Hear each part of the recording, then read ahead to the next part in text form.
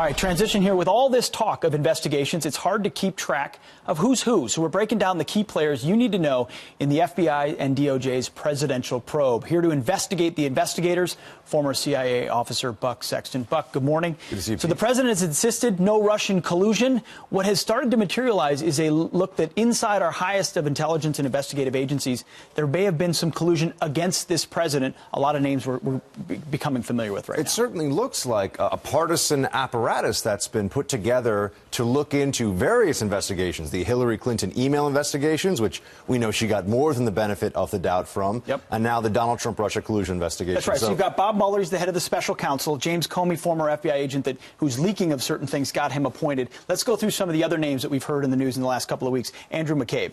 Well, Andrew McCabe was believed to be the central guy for handling any contacts between the FBI and Fusion GPS. Fusion GPS, of course, produced the dossier. Yes. We'll get back to this in a few moments because there are other individuals tied in here.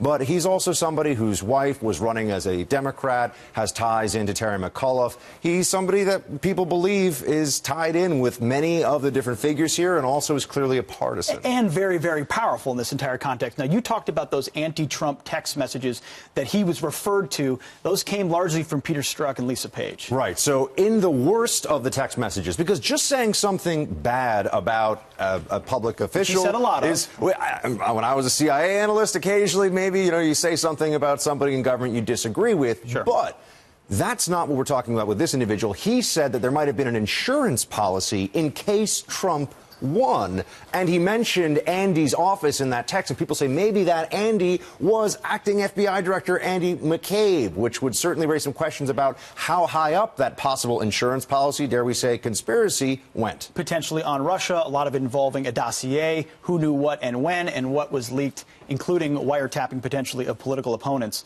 Another name that's popped up time and time again, Andrew Weissmann. Part of the reason he's so significant, he's Bob Mueller's number two was Bob Mueller's number two. Right, so here you have an incredibly powerful individual in the DOJ spectrum who was clearly on the side of Sally Yates when she did something very insubordinate, when she stood up and was grandstanding, refused to implement Trump's travel ban. So, again, partisanship here. She was resisting, and he was saying, good job. Exactly. She did something that everybody that I know who's career DOJ has said that was not okay, it was not cool. By the way, the Supreme Court looks like it's going to agree with Trump on the travel ban and not Weissmann. Bob Mueller's number two, Max donor to Obama and the DNC, also was at Hillary Clinton's victory party that turned out not to be a victory party.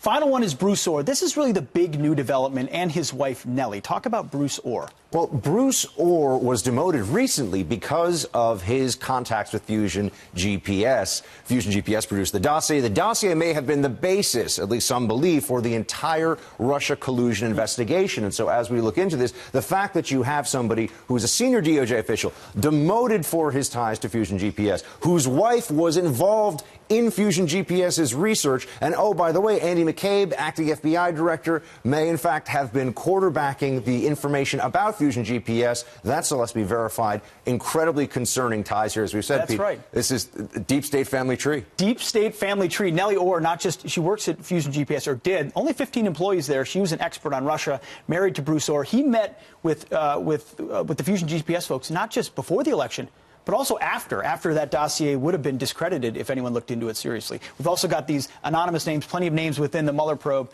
who have given significantly to Democrats. And also one note, that you have so many people who are clearly Democrats or have ties to the Democrat Party among these senior investigative officials, DOJ officials.